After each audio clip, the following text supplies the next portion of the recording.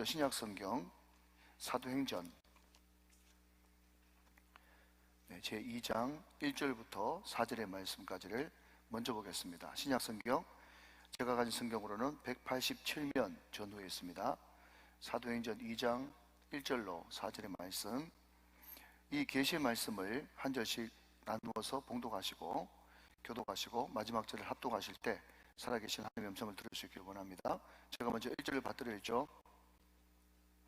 오순절 날이 이미 이름에 그들이 다 같이 한 곳에 모였더니 호련히 하늘로부터 급하고 강한 바람 같은 소리가 있어 그들이 앉은 온 집에 가득하며 마치 불의 혀처럼 갈라지는 것들이 그들에게 보여 각 사람 위에 하나씩 임하여 있더니 그들이 다 성령의 충만함을 받고 성령이 말하게 하심을 따라 다른 언어들로 말하기를 시작하니라.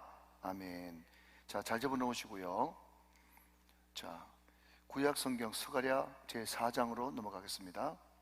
제가 가진 성경은 1316면 전후에 있습니다. 4장 6절부터 10절의 말씀까지입니다. 또 같이 교독하십니다. 제가 먼저 6절을 읽겠습니다. 그가 내게 대답하여 이르되 여호와께서 스룹바벨에게 하신 말씀이 이러하니라. 만군의 여호와께서 말씀하시되 이는 힘으로 되지 아니하며 능력으로 되지 아니하고 오직 나의 영으로 되느니라. 근사나 내가 무엇이냐? 내가 스룹바벨 앞에서 평지가 되리라.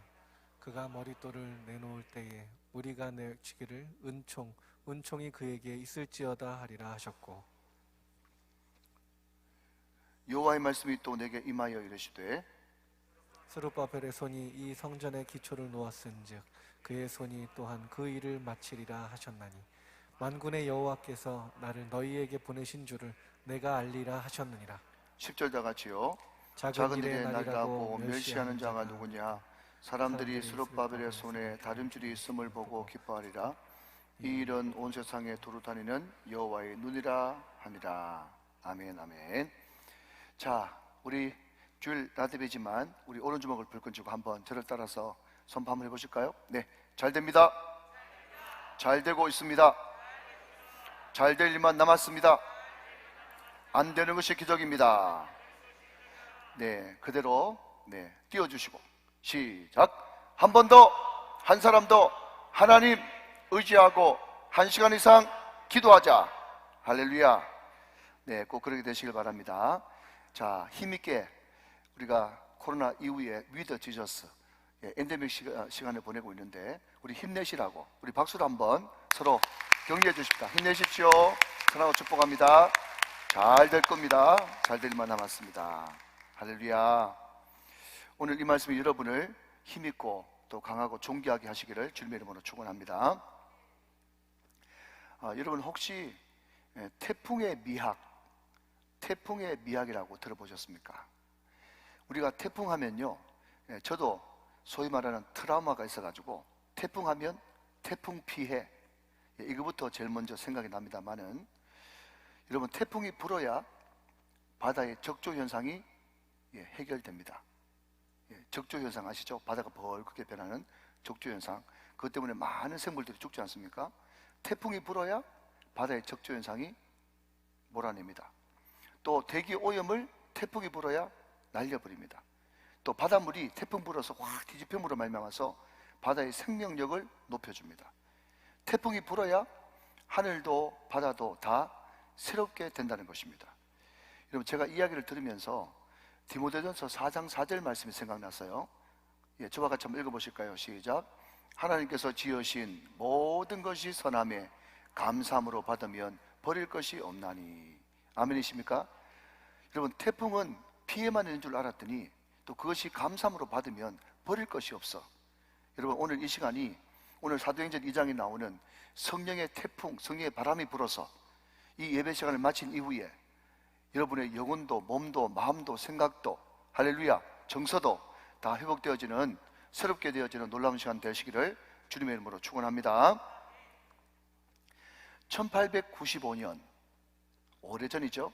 10월 8일 여러분 이 날이 무슨 날인지 아십니까? 1895년 10월 8일 이날은 우리나라에 참 치욕스럽고 황망하게 그지없는 한 사건이 터진 날입니다. 흔히 사람들은 이 날을 을미사변이다 그렇게 이야기하고 있고 또 어떤 사람은 명성황후 시해 사건이다, 그렇게 우리가 기억을 하고 있죠. 물론 학자들에 따라서 이런저런 그런 견해들이 있습니다만은 우리가 일반적으로 알고 또 제3자 입장에서 객관적으로 이야기하는 선교사들의 말과 눈을 빌려서 우리가 역사를 한번 되짚어 본다면, 그때 부임한 지 한 달 남짓 되어지는 미우라, 이름도 미우라, 일본에 미우라 공사가 있었어요. 외교관이죠.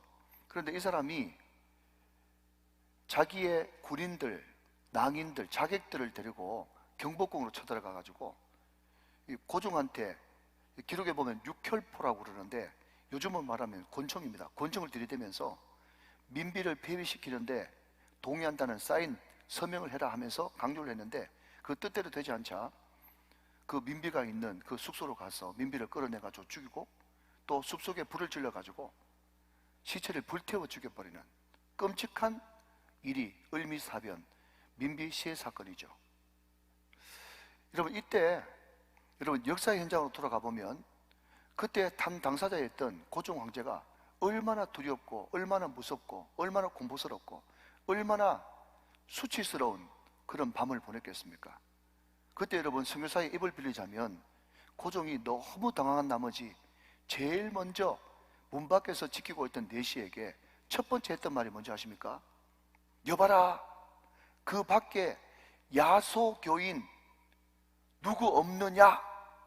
이게 여러분 민비시해 사건 때 첫 번째 했던 고종의 탄성이었어요. 뭐라고요?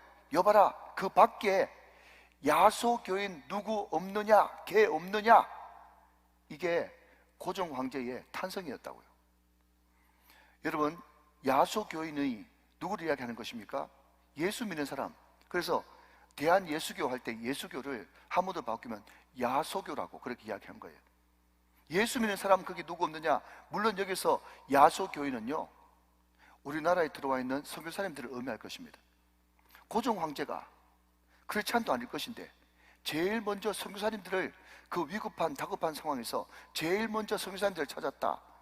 이것은요, 지금 이 시대에 코로나 이후에 정말 질적으로 양적으로 바닥을 치고 있는 한국교회에 정말 깊이 한번 생각해 봐야 될, 우리가 나아가야 될 방향이다 하는 것입니다. 여러분, 초대 한국교회의 규모는 여러분 보십시오. 1885년에 선교사님들이 첫 발을 디뎠습니다. 조선이라는 땅에. 근데 을미사변이 1895년에 일어났으니까 선교사들이 들어온 지 10년 채 안 될 때 그 사건이 벌어졌어요. 10년 동안 선교를 하면 얼마나 많이 하고 예수 믿는 사람이 많으면 얼마나 많았겠습니까? 근데 중요한 것은 교회가 얼마나 크냐, 얼마나 오래 사느냐, 얼마나 육신적으로 건강하냐, 그게 문제가 아니고요, 얼마나 그 사람이 영향력을 미치며 사느냐, 이것이 예수 믿는 사람의 삶의 방향과 의미가 되어야 된다는 거예요. 동의하시면 아멘 하시기 바랍니다. 1세기 기독교도 마찬가지고 한국교회 초기도 마찬가지고 지금보다 훨씬 더 숫자는 적고 외형적으로는 애수했지만 그럼에도 불구하고 영향력은요, 가히 왕이 제일 먼저 야소교인 개 없느냐라고 찾았을 만큼 엄청난 영향력이 있었다는 겁니다. 여러분, 이 둘 사이에, 이 둘이 어디죠? 한국 초기 기독교, 초대교회, 이 둘 사이의 공통점이 뭐겠습니까? 오늘 여러분 힌트는 성령 강림주일입니다. 이때 모든 성도들 마음속에 항상 마음속에 소원은 성령 충만이었어요. 성령 충만은 해도 되고 안 해도 되는 것이 문제가 아니라 성령 충만하지 않는 것이 죄다. 에베소서 5장 18절 말씀에 술 취하지 말라 이런 방탕한 것이니 오직 성령으로 충만함을 받으라. 이것은 여러분 선택이 아니고 명령이고 필수인 것입니다. 그래서 초대 기독교인들과 우리 1세기 초대 성도들, 그리고 한국 기독교의 초기 우리 신앙의 선배들은요, 항상 예배 시간에 성령 하나님을 사모하고 환영하고 모셔드리고 기뻐하고 의지하는 이 성령 충만을 늘 마음속에 간직하고 있었다는 것입니다. 그리고 오늘 우리가 본문으로 읽었던 사도행전 2장 4절 말씀에도 한번 보니까 그들이 다 무엇을 받고요? 성령의 충만함을 받고 그랬습니다. 성령 충만은 성도들에게 필수였어요. 예배 시간에 반드시 받아야 될 필수는 성령의 충만임이었습니다. 성령의 바람이 불어오고 성령의 충만함이 임하고 성령의 불이 임했을 때, 여러분 생각해 보십시오. 그 벌벌 떨던 제자들이, 그 비겁했던 제자들이, 그 배반했던 제자들이 마음속에 염려, 걱정, 고통, 근심, 두려움, 비겁함, 비굴함, 이 모든 것들이 다 떠나가고, 할렐루야, 태풍으로 바다도 하늘도 새롭게 되듯이 성령 충만으로 완전히 새로운 사람이 돼가지고 아름다운 교회 공동체가 탄생하고, 한평생 아웃사이더로 여러분 고개 비린내 풀풀 풍기던 그 갈릴리 어부 촌 사람들이 이 역사의 중심이 되어지고, 로마의 시저도, 마게도냐의 알렉산더도, 중국의 진시황도 이루지 못했던 세계 제패의 꿈이 이 갈릴리 어부들의 그 촌 사람들에 의해서, 복음에 의해서 전 세계가 장악되어지는 놀라운 역사가 성령 충만함으로 이 땅 가운데, 역사 한가운데 이루어졌다는 것입니다. 그렇다면 과연 여러분, 성령 하나님 그분은 도대체 누구시길래 그 성령이 우리에게 임하기만 하면 우리의 영향력은 이렇게 커지고 삶의 의미가 달라지고 완전히 새롭게 되어지고 아름다운 공동체로 변화시키는 것일까? 성령 하나님도 삼위 하나님 중에 한 분이시기 때문에 이 삼위 하나님 중에 한 분이신 성령님을 어떻게 우리가 일일이 여러분 40분 안에 이 모든 것들을 다 설명할 수가 있겠습니까? 저는 여러분 큰 태산에 그냥 한삽 흙을 떠는 그런 기분으로 오늘 특별히 스가랴 4장 6절부터 10절까지의 말씀을 중심으로 성령 하나님에 대해서 한번 같이 살펴보기를 원합니다. 여러분 방금 우리 읽었던 스가랴 4장 6절은 우리에게 굉장히 유명한 구절로 다가오고 있죠. 제가 한번 보도록 하겠습니다. 그가 내게 대답하여 이르되 여호와께서 스룹바벨에게 하신 말씀이 이러하니라. 만군의 여호와께서 말씀하시되, 시작, 이는 힘으로도 되지 아니하며 능력으로 되지 아니하고 오직 나의 영으로 되느니라. 여러분 보신 바와 같이 이 말씀은 스룹바벨 총독에게 하신 말씀이에요. 여러분 역사를 조금 살펴보면 이스라엘 백성들이 바벨론에게 멸망당했죠. 70년 동안 바벨론에 종살이 했습니다. 도무지 일어나지 못할 일이 일어났죠. 70년이 다 찬 뒤에 고레스라고 하는 페르시아 제국의 왕이 나타나가지고 고레스 칙령이라는 것을 내려가지고 이제 너희들 고국으로 돌아가도 좋다 하면서 고국으로 돌아온 사건. 그래서 오로지 70년 동안 닦아놨던 기반들을 다 내려놓고 성전 회복, 성전 재건이라고 하는 그 한 가지 미션을 수행하기 위해서 5만 명 가까운 사람들이 1차 기한 돌아왔어요. 근데 여러분 돌아오고 보니 망년자실, 여러분 돌 하나가 반듯한 게 있습니까? 나무 하나가 반듯한 거 있습니까? 아무것도 없는 거예요. 말 그대로 황폐죠. 황폐, 폐허가 됐어요. 모든 사람들이 낙심하고 있는 그때에 하나님께서, 여호와께서 스룹바벨에게 하신 말씀이 이 유명한 구절인데, 힘으로도 안 된다, 능력으로도 안 된다, 오직 나의 신 여호와 성령으로만 된다. 그것이 여러분 스가랴 4장 6절의 유명한 하나님의 말씀 아니겠습니까? 자, 근데 여러분 여기에 힘이라고 하는 단어 있지 않습니까? 힘. 이 힘이라고 하는 단어가 히브리 말로 하일이라고 하는 단어를 쓰는데, 이 힘이 어떤 힘인가 하면요, 여러분 한번 따라 하시겠습니까? 집단적인 힘. 시작. 집단적인 힘이에요. 여러분 사람들이 많이 모이죠. 그 모인 사람들이 같은 생각을 가지고 있으면 그것을 우리가 여론 형성이다 그러지 않습니까? 여론 형성은 힘이 있는 거예요. 다수결이죠. 다수결. 힘이 있는 것입니다. 그러니까 여기서 이야기하는 하일, 힘은 어떤 뜻을 가지고 있는가 하면요, 많은 사람들이 집단으로 모였을 때 가지는 힘. 그것이 정치일 수도 있고, 그것이 군대일 수도 있고, 여러분 이것을 물건으로 따지자면 재산일 수도 있고, 그렇죠? 뭔가가 많이 모이면 힘이 생기잖아요. 그 집단적인 힘, 이것을 뭐라고 부르는가 하면요, 힘, 하일이라고 부르는 거예요.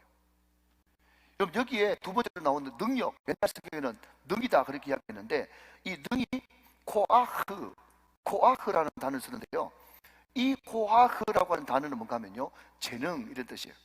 여러분, 힘이, 하일이 집단적인 힘이라면 이 코아흐 능력은요, 개인적인 재능을 이야기합니다. 개인적인 재능 어떤 것이 있을까요? 얼굴 예쁘고 몸매 좋고 젊고 재주 많고 달란트 많고, 이 모든 것들이 뭔가 하면 코아흐 능력이에요. 그러니까 여러분, 힘과 능력, 이 두 가지를 합치면 어떤 뜻을 가지고 있는가 하면요, 인간이 발휘할 수 있는 모든 힘과 능력을 총 합쳐서 힘과 능이라고 이야기하는 것입니다. 그런데 여러분, 중요한 것은 뭔가 하면요, 그럼에도 불구하고 여러분, 재산이 얼마나 귀중합니까? 정치의 힘이 얼마나 대단합니까? 군대의 힘이 얼마나 대단합니까? 여러분, 얼굴 이쁜 게 얼마나 대단합니까? 몸매 좋은 게 얼마나 대단합니까? 재주 좋은 게 얼마나 대단합니까? 머리 좋은 게 얼마나 대단합니까? 그러나 그럼에도 불구하고 이미 하나님께서는 스룹바벨에게 결판을 내버렸어요. 뭐라고요? 안 되고 안 되느니라. 안 된다는 거예요. 뭐로요? 집단적인 힘으로 안 된다는 것입니다. 뭐가 안 된다고요? 개인적인 능력 가지고는 안 된다는 것입니다. 안 돼요, 안 돼. 여러분, 한 번도 안 되는 것도 안 되는 것인데, 안 되고 안 된다, 스가랴 4장 6절에 두 번 반복했지 않습니까? 이것은요, 절대로 안 된다, 절대로 불가능하다, 그것을 이야기하고 있는 것입니다. 여러분, 한번 대답해 보십시오. 편안하게. 자유민주주의면 다 됩니까? 물론 여러분, 공산주의 더 안 되죠. 자유민주주의 다 됩니까? 시장경제 다 됩니까? 다수결 다 됩니까? 정치 안정되면 다 됩니까? 돈 있으면 다 됩니까? 얼굴 예쁘면 다 됩니까? 우리가 그것을 가지지 않았을 때는요, 그렇게만 되면 다 될 줄 알고, 그렇게만 하면 다 모든 것이 가능할 줄 알았는데, 여러분, 오늘 이 자리에 쭉 보니까 살 만큼 다 사셨네. 보니까 여러분, 이 정도 살아봐도 그거 다 된다고 해가지고 안 된다는 거 아시겠죠? 아멘 좀 하시기 바랍니다. 여러분, 산전수전 다 겪어봤잖아요. 그 정도 겪었으면 됐어요. 꼭 산전수전, 공중전, 육체전까지 다 겪어야 되겠습니까? 그렇게 하시면 안 되는 거예요. 하나님께서 그렇게 하지 말라고 뭘 주셨어요? 성경 말씀을 미리 주셨다니까요. 그리고 스가랴 선지자를 통해서 결론 냈어요. 뭔가 하면 힘으로도 안 되고, 집단적인 힘으로도 안 되고, 능력, 개인적인 재주 가지고는 안 된다, 안 된다, 결론 나는 거예요. 여러분, 이 말씀은 어제나 오늘이나 영원토록 동일한 말씀입니다. 믿으시기를 바랍니다. 안 됩니다. 인간적인 힘으로는 안 됩니다. 결론 났어요, 이미. 자, 그러면 힘으로 안 되고 능으로 안 되는데, 나의 신 성령으로 어떻게 그러면 되느냐? 자, 여러분, 제가 오늘 차분하게 될 수 있으면 과음 지르는 것은 자제하고 따박따박 말씀드릴게요. 잘 들어보세요. 왜 성령으로 되느냐? 첫 번째, 성령 하나님은요, 천지를 창조할 때 창조의 주체로 참여하신 창조주십니다. 둘째, 성자 예수님이 잉태할 때 성령으로 잉태하셨습니다. 제가 지금 조목조목 말씀드리는 거예요. 셋째, 그 예수님이 십자가에 못 박혀 죽으셨고 3일 만에 부활할 때 성령으로 부활하셨습니다. 자, 여러분, 한번 성경 확인하고 갈까요? 로마서 8장 11절, 예수를 죽은 자 가운데서 살리신 이의 영, 누구십니까? 성령이죠. 성령이 뭘 하셨다고요? 예수를 죽은 자 가운데서 살리셨단 말이죠. 그렇기 때문에 성령은 부활의 영입니다. 자, 그러면 그 성령이 우리한테는 어떻게 적용되냐? 계속 띄워주시면 좋겠어요. 우리한테는 어떻게 적용되냐? 파란색만 있습니다. 시작. 그의 영으로 말미암아 너희 죽을 몸도 살리시리라. 예수를 살리신 성령이 우리 안에 지금 계시는데, 그 성령이 앞으로 장차 우리가 죽음을 보지 않고 부활하고 예수님과 동일한 영광스러운 몸으로 우리도 일으키시고 부활하실 것을 우리는 믿습니다. 여러분, 이 세상의 절대 절망은 죽음이죠. 그 죽음을 성령께서 깨버리셨단 말이죠. 그러니까 여러분, 그 성령님은 하나님이세요. 여러분, 그 외에도요, 부족하고 연약한 죄와 허물로 죽었던 우리를 부르시고, 우리를 교회 삼으시고, 우리를 통로 도구로 사용하셔서 우리를 통해서 전 세계에 하나님 나라가 점점 더 확장되어지는 놀라운 일에 하나님께서는 지금도 우리를 도구로 쓰시고 있다는 이 사실이 성령 하나님의 능력인 것입니다. 그렇기 때문에 여러분 다시 한번 정리합니다. 여러분 집단적인 힘으로 안 됩니다. 정치로 안 됩니다. 군대로 안 됩니다. 돈으로 재산으로 안 됩니다. 기업으로 안 됩니다. 얼굴 예쁘다고 안 됩니다. 그래서 여러분 어릴 때부터 노래 불렀잖아요. 돈으로도 못 가요. 잘생겨도 못 가요. 못생겨도 못 가요. 힘으로도 안 되고 능으로도 안 되고 오직 나의 영 성령으로만 되느니라. 자, 그러면 여러분 큰 주제, 큰 덩어리는 결론이 났어요. 이제 설교를 마쳐야 되는데 그러면 너무 아쉽죠? 예, 그러니까 여러분 성령 하나님께서 우리 삶에 그러면 구체적으로 개입하셔서 우리 삶에 어떤 역사를 일으키는가, 이것을 말씀을 통해서 간단하게 한번 살펴보도록 하겠습니다. 자, 여러분 7절 말씀 같이 한번 보세요. 7절. 큰 산아 내가 무엇이냐? 내가 스룹바벨 앞에서 평지가 되리라 그랬어요. 자, 여러분 이 말도 굉장히 유명한 말 아닙니까? 여러분 제가 자주 쓰는 이야기 가운데 구약은 그림 언어다 그랬어요. 그림 언어가 뭐죠? 굳이 말로 설명 안 해도, 논리적으로 설명 안 해도 딱 들으면은 벌써 머리에 이미지가 그려지는 것, 이게 그림 언어예요. 자, 여러분 오늘 문맥과 연관해서 스가랴 4장 6절 말씀에는요, 힘으로 안 되고 능으로 안 된대요. 안 된다 그렇게 이야기하면서 4장 7절에 큰 산이 나오네요. 큰 산. 여러분 그러면 큰 산, 태산이 말이죠, 이게 좋은 이미지입니까? 아니면은 마음이 답답합니까? 걸걸합니까? 어떻습니까? 전자입니까? 후자입니까? 후자예요. 큰 산이라고 하는 그 말을 듣는 순간에 마음이 답답하고 어쩔 수 없고 어쩔 줄 모르고 이거 도저히 안 되겠는데, 막막한데, 큰일 났는데, 끝장인데, 이런 생각이 들지 않겠어요? 근데 여러분 성령의 바람이 불고 성령께서 함께 하시고 창조주의 능력, 젖는 자의 능력, 죽은 자를 살리시는 부활의 영 성령이 함께 하시면 큰 산이 무너지고 평지가 될지어다, 그 역사가 일어난다는 거예요. 여러분 제가 큰교회 목사님들 가만히 설교를 들어보니까 거의 대부분 자기 간증 내지는 자기 교회에서 일어나는 간증을 하시더라고요. 그 큰교회 특징이더라고요. 물론 여러분 그렇죠, 간증을 여러분 물론 책 보고 먼 나라 이웃 나라 간증을 해도 되겠지만은 가장 좋은 간증은 자기 간증 내지는 자기 교회 안에 일어나고 있는 간증이에요. 자, 그런 의미에서 이미 다 기도 제목을 공유하기 때문에 제가 말씀을 좀 드립니다. 우리 교회 한 집사님이 계셨어요. 한 사람한테 사기를 맞아가지고요 전 재산 다 날리고, 전 재산이 뭡니까? 빚더미 위에 올라서게 생겼어요. 자기도 기도하고 주변 사람도 기도하고 많은 사람들이 중보하고 기도해 줬는데 점점 전입가경 상태는 안 좋은 거예요. 드디어 이런 빚쟁이가 차압을 붙이고 재산 몰수까지 하게 생겼습니다. 도무지 의지할 것은 하나님밖에 없다고 고백할 그때쯤 하나님께서 여러분 이제 역사하기 시작하고 성령께서 일을 벌리기 시작하는데요, 갑자기 여러분 이게 웬일입니까? 전화를 그렇게 해도 안 받던 사람이 전화를 받고, 여러분 그렇게 합의를 안 해주고 애먹이던 사람이요, 이 집사님이 이야기하는 대로 다 용납을 해주는 거예요. 원래는 여러분 한 7억 정도 갚아야 되는데 그것을 확 깎아가지고 3억만 갚아라 하면서 돈도 엄청나게 탕감을 해주는 거예요. 그럼 제가 비아냥거리는 건 아닙니다. 대답해 보십시오. 이거 우연이죠? 누가 하셨습니까 여러분? 성령께서 하셨어요. 성령께서. 여러분 분명히 할 것은 사람의 마음을 바꿀 수 있는 사람은, 바꿀 수 있는 분은 성령 하나님 한 분뿐이시다. 여러분 우리는 그렇기 때문에 여러분 아예 애수당시부터 힘으로도 안 되고 능으로도 안 되고 오직 신으로 된다고, 여러분 이것을 믿음으로 고백하는 사람은요 자꾸 사람 찾아가거나 변호사 찾아가거나 전화하지 말고 하나님 앞에 기도하면서 하나님 그의 마음을 바꿔주십시오, 그의 생각을 바꿔주십시오, 사람의 마음을 바꿀 수 있는 분은 오직 성령 하나님 한 분이십니다, 이렇게 고백해야만 되는 것이에요. 그런데 여러분 설상가상은요 그 와중에 거기가 어디라고 전도합니까?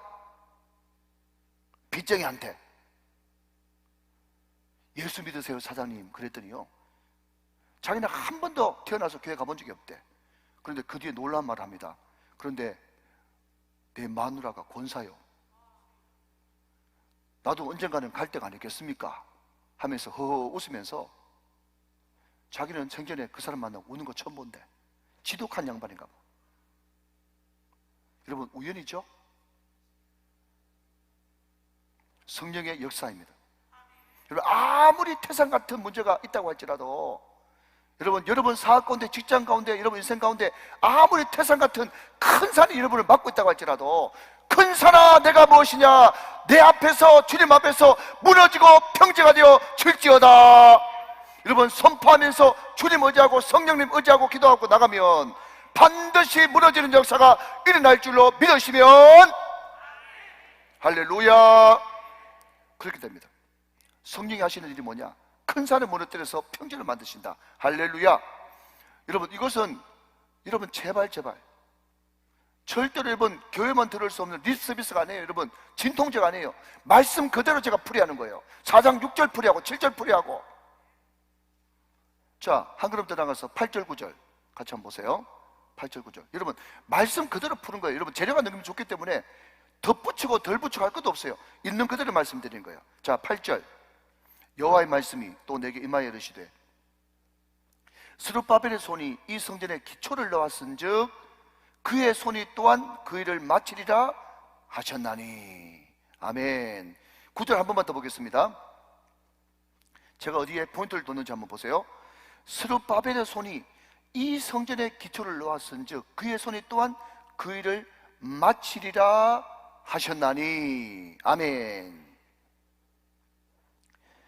여러분, 우리 인생 가운데 성령 하나님의 바람이 불어오고 성령 하나님께서 우리 안에 들어오시면 우리 삶에 구체적으로 어떤 일이 벌어지느냐. 여러분, 성령 하나님은요 무슨 일이든지 시작하는 에너지와 힘을 주시는 분이세요. 빌립보서 말씀 보면 일을 시작하시니가 그랬어요. 일을 시작하시니가. 근데 중요한 것은 여러분, 용두삼이라고 들어보셨어요? 제가 제일 싫어하는 말, 용두삼이. 처음에는 여러분 화려하게 시작했는데 끝에는 용 대가리로 시작했는데 끝에는 뱀꼬리로 마친다. 용두삼이. 제가 제일 싫어하는 말이에요. 여러분, 이것을 여러분 신약 버전으로 바꾸면 먼저 된 자로 나중된다. 절대로 있어서는 안 되는 일이죠. 근데 성령은, 성령의 역사는 구체적으로 어떻게 나타나냐? 항상 용두삼이 뱀꼬리를 마치는 것이 아니라 착한 일을 시작하시니까 그리스도의 예수의 날까지 이르기를 원하노라. 처음부터 끝까지 마침표를 딱 찍어가지고 깔끔하게 정리하시는 분이 성령님이 되신다는 거예요.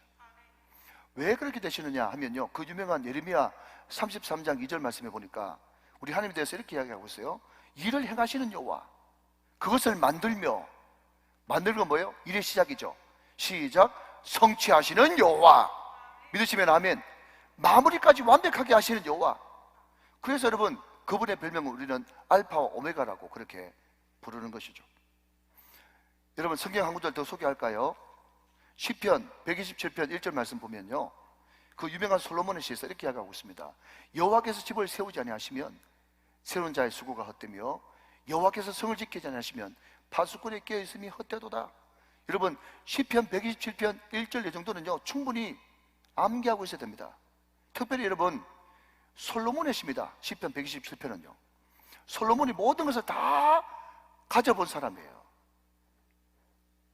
그 사람이 결론적으로 뭐라고 이야기하는가 하면, 여호와께서 세우지 않으시면, 여호와께서 지키지 않으면 아무 소용이 없다고 솔로몬이 결론을 냈어요. 사랑하는 여러분, 똑똑한 사람 말 좀 들으시기 바랍니다.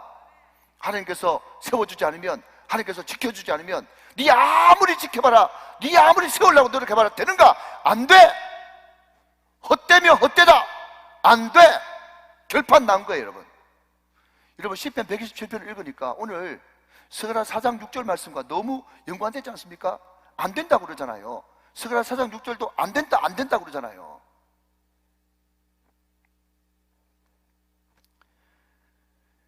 여러분, 하나님이 시작과 끝이 되셔야 됩니다.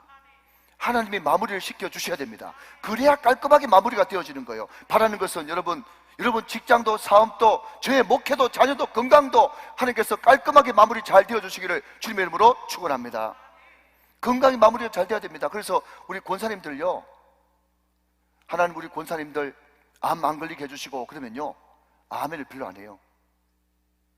그런데 우리 권사님들 치매 안 걸리게 해주시고 그러면요 아멘을 얼마나 크게 하는지 몰라요.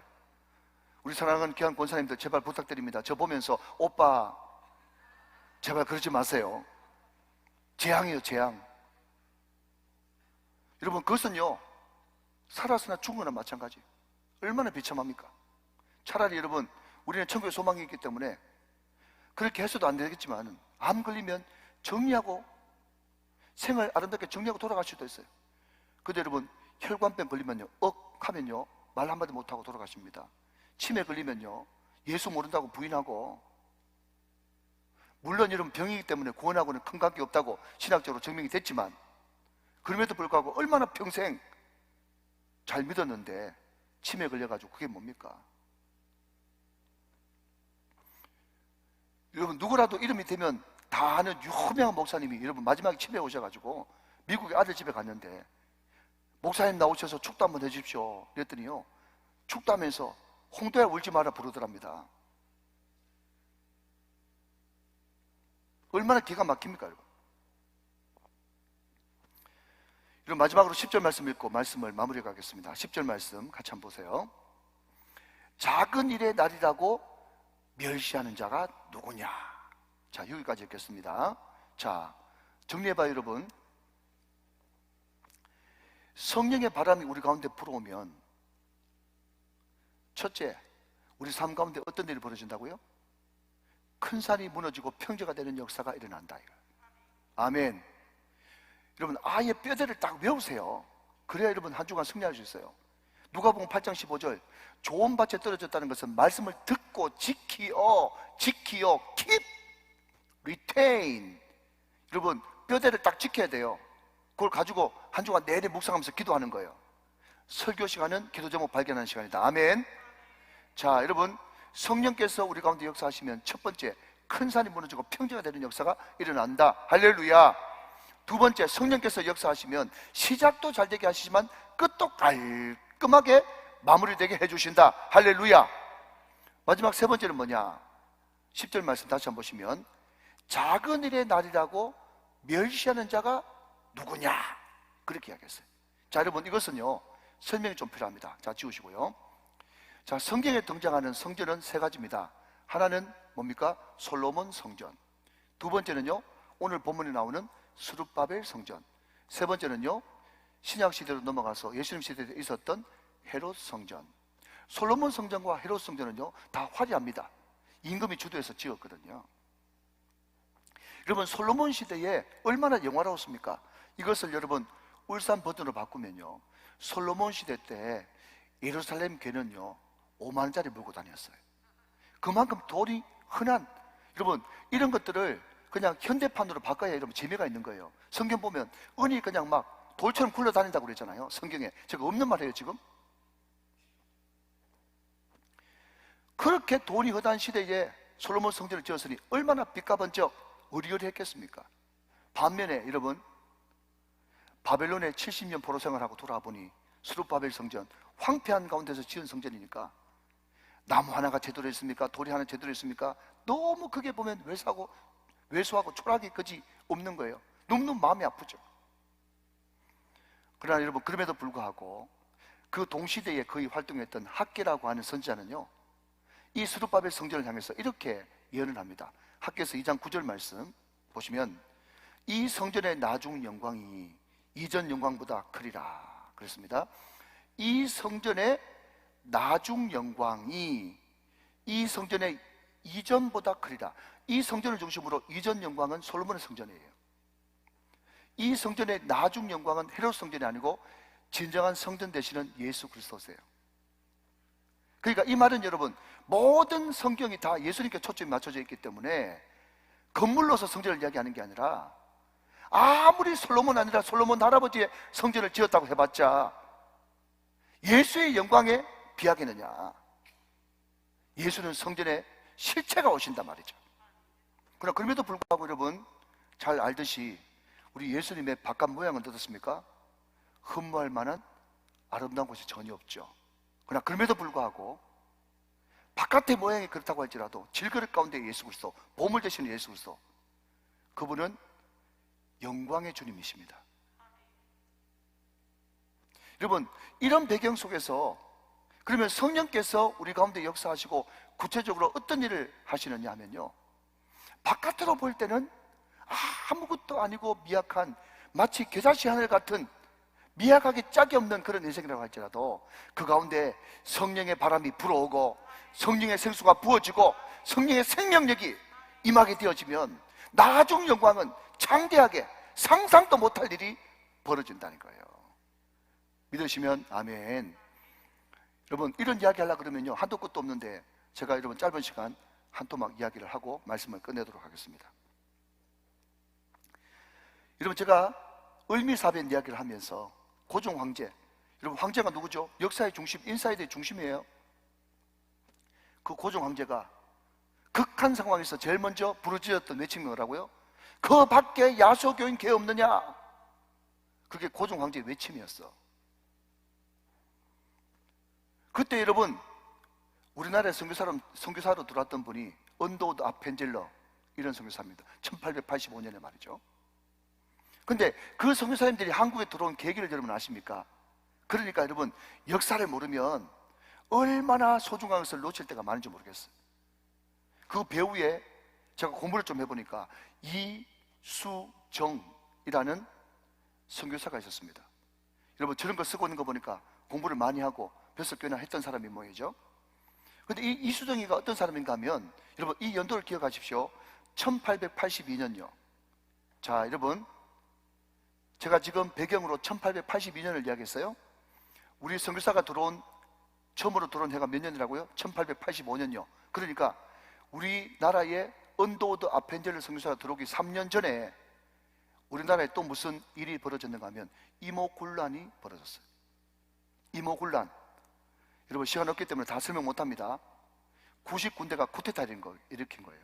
그때 민비, 또 고종의 와이프였던 민비가 죽을 뻔했는데 그 민비를 급하게 피신시켜준 그 공로로 고종이 이 이수정이를 불러가지고 너 상 줄까, 집 줄까, 벼슬 줄까, 뭐 줄까 했더니요, 이 사람이 전하, 저 일본 유학 좀 보내주십시오.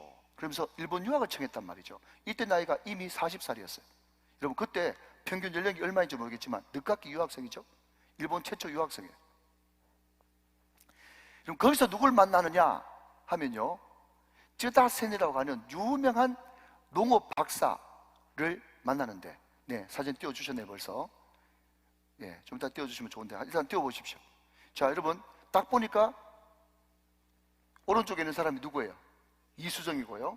옆에 양복 입은 사람이 쯔다센이라고 하는 일본의 유명한 농업 기술을 가진, 우리로 말하자면 그냥 과학자, 이 정도 되는 사람이에요. 이 이수정이가 됐습니다. 이수정이가 결국 선진 문물 신기술 배우러 갔기 때문에 농업 기술 배우러 간 거예요. 근데 이 쯔다센 선생을 만났는데 이 쯔다센이 글쎄 여러분, 크리스찬, 신실한 크리스찬 아닙니까? 그 집에 놀러를 갔는데 거기에서 산상수훈에 대해서 듣게 되고 복음에 대해서 듣게 돼가지고 이 사람이 농업기술을 안 배우고 복음에 더 관심을 가지게 되는 거예요. 이수정이라고 하는 사람이. 근데 이수정이가 여러분 얼마나 신앙이 깊이 들어갔는지 딱 보니까 완전 거듭나버렸어. 그래서 예수를 영접한 지 7개월 만에 세례를 받게 됩니다. 그 날짜가 1883년 4월 29일 다 기록에 나와 있어요. 자, 거두절미하고 여러분, 아까 우리가 사진을 봤던 그 사진이 뭔가 하면 일본 동경에 있는 일본 기독교 지도자 컨퍼런스 비슷한 그런 거예요. 거기에 참석해가지고 일본 사람들 앞에서 한국말로 대표기도를 합니다. 거기에 무교회주의자인 우찌무라 간주라는 사람이 그 자리에 있었는데 그 기도를 듣고 말귀는 못 알아듣지만 사도행전의 역사를 경험한 것 같았다, 불을 경험한 것 같았다, 그렇게 고백하는 내용들이 다 문서에 남아있어요. 근데 더 기가 막힌 것은요, 거기에서 누구를 만나는가 하면 헨리 루미스라고 하는 성경 번역을 주로 하는 출판사를 이미 가지고 있었던 일본의 성경 번역 선교사를 만나게 됩니다. 여러분, 아까 이거 간 보셨죠? 똑똑한 사람이잖아요.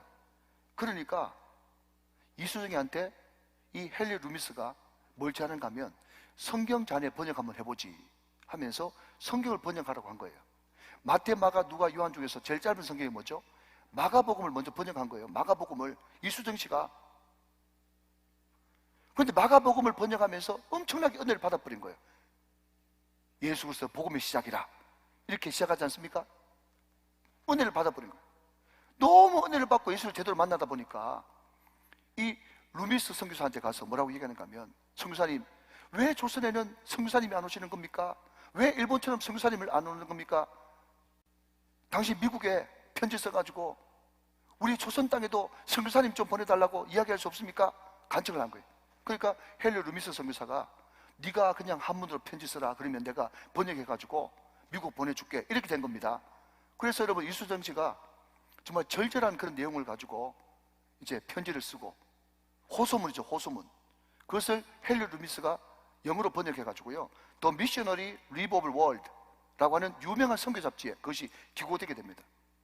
여러분, 그 선교 잡지를 이 사람 저 사람이 돌려서 보다가 마침내 20대 선교 후보생, 선교 훈련생 지망생한테 그 선교 잡지가 딱 잡히게 되는데, 원래 이 청년들은 훈련받고 인도로 가려고 그랬어요. 원래 이 청년은 훈련받고 일본으로 오려고 그랬다고요. 그런데 그 이수정이가 쓴, 또 헨리 루미스가 번역한 그 호소문을 보고 마음이 뜨거워져 가지고, 아, 하나님께서 일본이 아니라 인도가 아니라 조선이라고 하는 나라에 가라고 하는구나 하면서 조선 나라로 가기로 결정한 두 사람이 있었으니, 한 사람은 언도우고 한 사람은 에펀젤레란 말이에요. 몰랐죠. 드디어 20대 젊은 청년 언도우도 암페젤레가 1885년 2월 달에, 우리나라에는 부활주일 때 4월 달에 왔습니다. 우리나라 오기 2달 전 2월 달에 드디어 일본에 도착했어. 누구를 만났을까요? 쯔다센 선생 만나고 이수정 씨를 만났는데, 그때 이미 헨리 루미스라고 하는 선교사님이 해가지고 마가복음 성경 1000권이 이미 인쇄돼 나와 있었단 말이에요. 그래서 우리나라 기독교는요, 거의 역사상 전무후무하게 선교사가 먼저 들어가기 전에 성경이 먼저 번역되어 있는, 여러분 정말 이런 것을 묵상하면요 눈물이 핑 돌아야 됩니다. 왜? 누가 하셨기 때문에. 성령께서 앞서서 복음이 들어오기 전에, 선교사가 들어오기 전에 성경 번역이 먼저 됐다는 이 놀라운 사실, 여러분 이것은 정말 놀라고 하나님 앞에 만만히 감사해야 될 내용인 것입니다. 할렐루야. 성령님이 하셨습니다. 앞서가면서 행하셨습니다. 이는 힘으로도 안 되고 능으로도 안 되고 오직 성령 하나님 나의 영으로 되느니라. 앞서 가시면서 역사하신 그 성령님을 오늘 이 시간 찬양합시다.